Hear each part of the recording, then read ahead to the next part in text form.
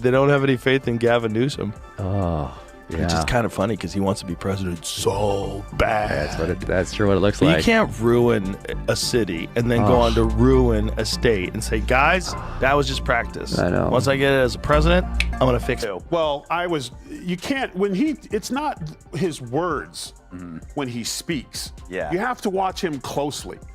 And some genius decided not to film him any lower than the shoulder. Yes, did you? Yes.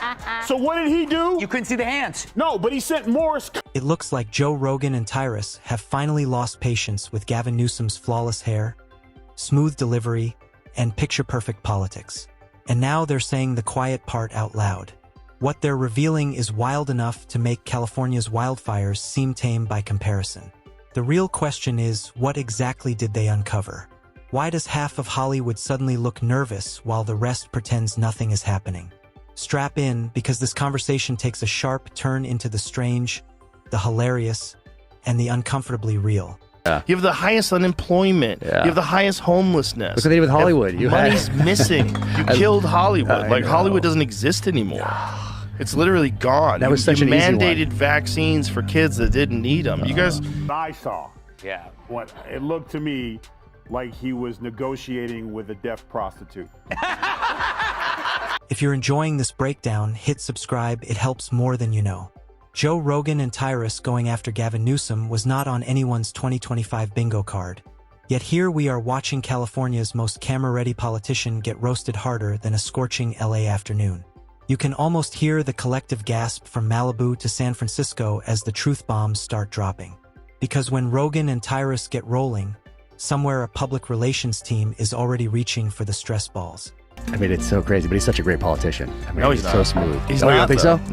No, I think he's terrible. How's It's he just remained in 'cause power he for has so long? Low competition. There's no one who's there's good that. is competing against him. I There's guess no I sincerity. should say he's not a good. I should say he's smooth. He comes. I across mean, as he's a smooth. good bullshit artist. Yeah, that's what I mean. But it's like the things that he says when he gets confronted with we're the highest this and the highest that. Like, Yeah, yeah. like everyone. It began harmlessly enough. A relaxed conversation, a few laughs, nothing serious. Then suddenly, Newsom's name landed in the middle of the discussion like a vegan burger at a Texas cookout. Instantly, the mood shifted. When Joe Rogan starts connecting dots, no one is off limits. And Tyrus? He doesn't connect dots, he swings hammers. Watch it. Look at the blinking. Blink. Look. Meet me at the house. Like he's blinking. He's sending. I'm getting there. Hey, just so you know, I'm not wearing pants. Ew. And then look, he's blinking, and then eventually the camera guy realizing that he's signaling him, so he gets appalled, leans back, camera comes down, and then we're back to this. I'll do this for you, you do this for me a little. So he's saying whatever he's going to say. There it is, see? They couldn't hold him back. He's like, I'm not on film. Oh, I'm not, nope. Oh, bring my hands up, bring them up. Tyrus practically flipped the whiteboard and challenged anyone to argue back.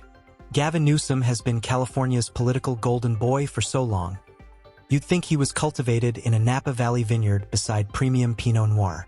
Perfect teeth, commercial-ready hair, and speeches polished to TED Talk perfection. The image is pristine, almost too pristine. Newsom told the Los Angeles Times Panera would not be exempt from the law. The spokesperson also did not acclaim the Bloomberg piece, which cited sources close to the matter that Newsom pushed for an exemption that applies to businesses that bake bread and sell it as a standalone item, calling the report absurd. So is it a fake story? Or is it something that they might have corrected hustled course on and corrected quickly? course quickly? Yeah. Yeah. Oh, roll up to the top. So where's the initial report? Let's find the initial report.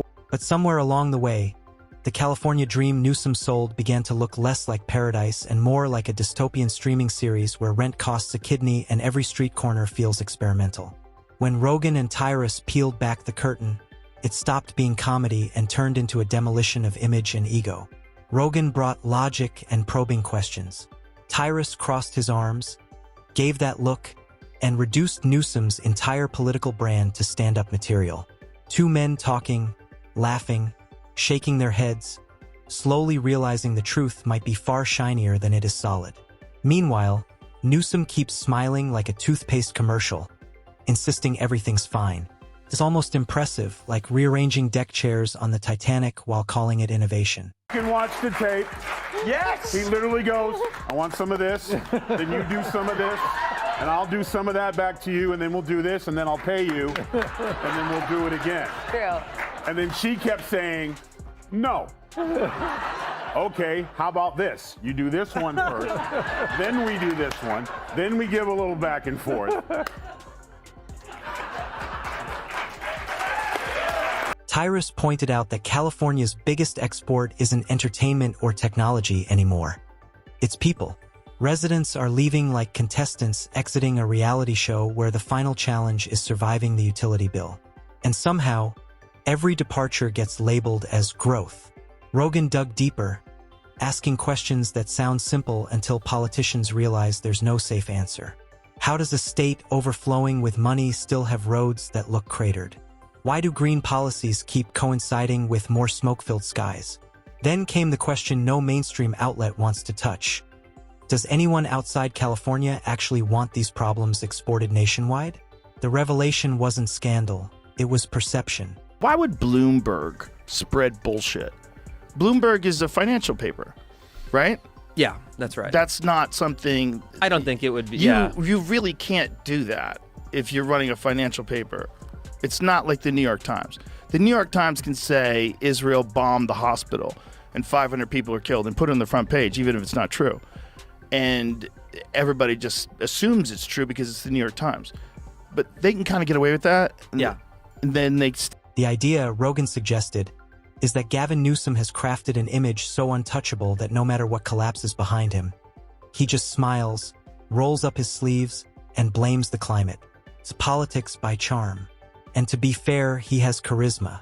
He could probably convince a room that paying $12 for a green smoothie is patriotic. Rogan hinted that Newsom's real talent lies in making disorder look like progress. Tyrus called it what it is, pure political theater. California isn't just a state, it's a stage. And every time Newsom is challenged, he doubles down with that knowing smirk that says, "You'll still believe me."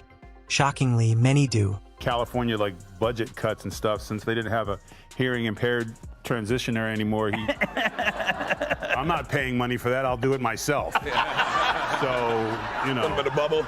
Yeah. No.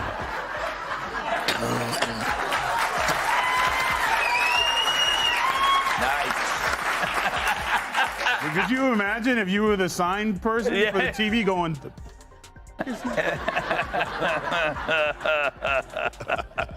No, he reminds me there of, remember the guy who did the sign language at Mandela? How do you smile through disaster? How do you turn crisis into applause? If blame shifting were an Olympic sport, Newsom would have a trophy case full of gold. Tyrus noted how spotless Newsom's rise has been for someone leading a state that often looks mid-apocalypse. Fires, floods, outages, billion-dollar failures.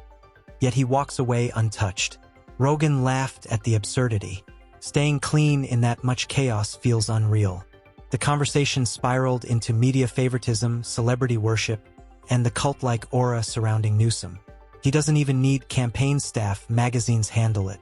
Add cinematic lighting and coastline footage, and suddenly everyone forgets gas prices. Success that they're hanging their hat on is his social media campaign where he talks like Trump. It's no longer the rule of law. It's increasingly the rule of done. So he's got a bunch of people from his organization that tweet for him, and they tweet like Trump, and they're saying this has elevated him in the public's eye. That's terrifying. You've seen it across the board. People are scared to death of this guy. He's starting to learn the internet sensibility. It's the appalling silence. It's the complicity. You're seeing the most successful, wealthiest people scared to death of this guy. Which is heavily trolling, does very well. What he has is... Maybe California was just the rehearsal.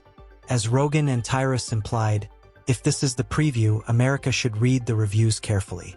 Because the Newsom brand runs on optics, not outcomes. It's not about results, it's about vibes. Stylish chaos. Newsom could declare an emergency over lighting issues and someone would praise the progress. Meanwhile, residents brace for the next crisis. Rogan questioned whether image has replaced competence altogether. Newsom, love him or hate him, is the ultimate filtered politician. Tyrus added that his real power comes from making acknowledgement feel like action. The roast turned into revelation, and it got uncomfortably accurate. Ministers match the words coming out of his mouth. Right. Yes, if the president was like, we want peace in the Middle East, you know what I'm saying? He would be like, right, and like, that's it. That it is. It's the contrast. Yeah, like Gavin, his hands are aggressive. You know. Yeah. We've had a lot of theories. One, it was a bad negotiation with a deaf hooker. You know, now he doesn't want to pay for, you know. Do you have a problem with deaf hookers? He does, because the deal went south. Rogan and Tyrus didn't set out to take Newsom down. They simply showed how fragile the illusion becomes when touched by common sense. By the end, every layer of the persona had been peeled back, leaving irony exposed. The man selling perfection oversees chaos yet smiles through it all like it's part of the script. The takeaway wasn't just about Newsom, it was about modern politics itself. Filters, slogans, and media infatuation. Behind every flawless image is a mess too big for the frame. And when voices like Rogan and Tyrus keep asking real questions, that glossy surface keeps cracking. Talks about California. It's like, you know, I'm very big on California, very bullish on California. California has all this industry. Hey, fucko, they're all thinking about moving. The only reason why they don't move is because it's too difficult to move. If it was like every business could instantly pull up roots and replace everything and have everything running in a week at the other place. Then they turn to Hollywood, the ecosystem that props the whole image up. Celebrities preaching sustainability while flying private jets. Rogan laughed. Tyrus rolled his eyes. Because California's biggest issue might not be inflation or homelessness. It's delusion in designer suits. They compared Newsom's speeches to award show monologues. Dramatic, emotional, and empty. Every promise sounds like a movie trailer. Coming soon, still unreleased. Rogan pointed out the irony of a progressive paradise producing policies people flee from.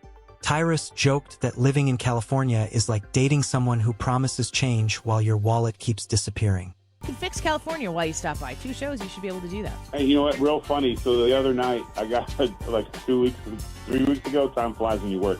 I get a text at 2 o'clock in the morning from the president who says, hey, bro, I just filled California up with water.